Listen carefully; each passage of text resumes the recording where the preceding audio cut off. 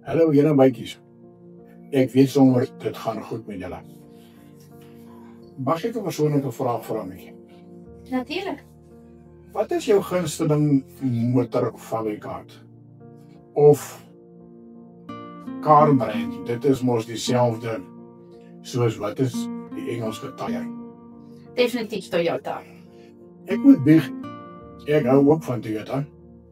Maar ek moes met my vriend meneer Koji Sat, die CEO van Toyota gesels, dat hulle 'n paar veranderinge moet aanbring voordat ons brein kan assosieer met hulle.